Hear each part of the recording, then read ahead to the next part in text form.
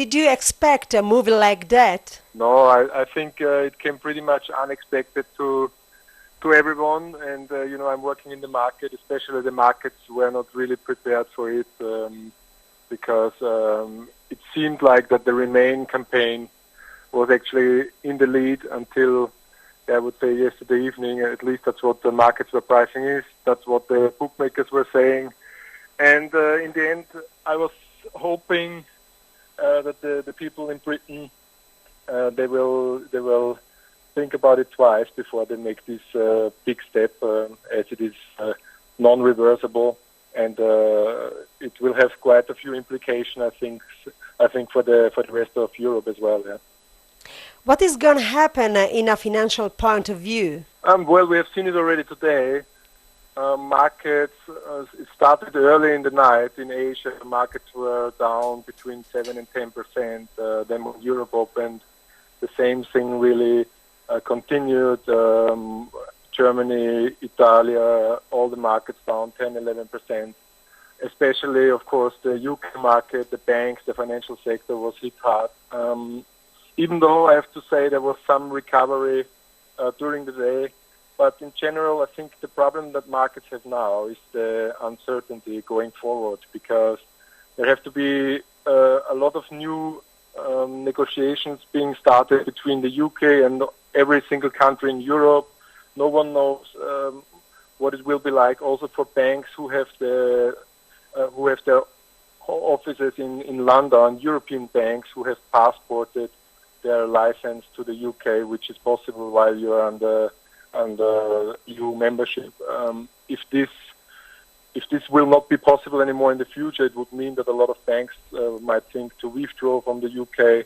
So in general, what markets don't like is uncertainty. They better know, okay, this is bad and this is what's going to happen. Okay, then they sell off and everyone knows.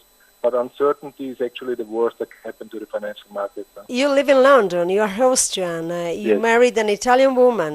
Do you think it's going to change anything in a social point of view? Well, in general, what I could feel already the last few weeks going into the referendum is that a lot of people in the UK, immigrants from Europe, have felt kind of not so much appreciated anymore, to put it in a nice way. There was kind of in all the TV discussions, there was kind of a hostility. It was felt, at least, as being an EU immigrant, you felt a bit unwanted there, which is a shame, of course. But from my personal situation, I believe everything will be okay. I mean, I've been there for 11 years. I've been working there. I've paid a lot into the sector. I'm actually one of the people, I should feel a bit guilty towards Austria, who paid all my education. It was also free for me, and then I went abroad, and now I'm paying into the UK system, all my taxes, social welfare, everything. So I think I will be okay. Of course, I don't know. I have also a baby now. She's half Austrian, half Italian. She doesn't have a UK nationality. My wife, she's Italian. She doesn't have a job because she's in a maternity leave, of course. What is going to happen, we don't know. So it's not nice to have this uncertainty. People are thinking to apply for UK nationality, for the UK passport, if you're eligible. After 5 years, I believe you are. So it's not nice to have this uncertainty. Yeah. Do you think London is going to remain a job destination per the international working class? It's a very good question.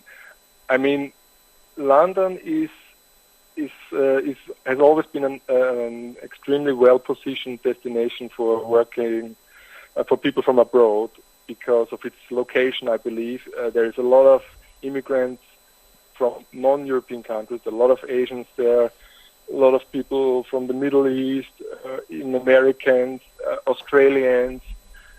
So it will always be a hub for an international community, I believe. And I also think that Europeans will still be able to go there. I mean, the Remain campaign, but also the Leave campaign was clearly saying they don't want to expel anyone who is already there. They just would like to control the flow of immigration into the country. So I think it will remain a hub, but that the overall mood, the overall sentiment towards its openness, its how well immigrants were received and welcomed there has now become a bit of a dent, I would say. So the mood is not very nice. The sentiment is a bit bad, but I think over the medium to long term, London is London, and you cannot replace it with any other city, I believe. What do you can suggest to the people who invest in the stock market?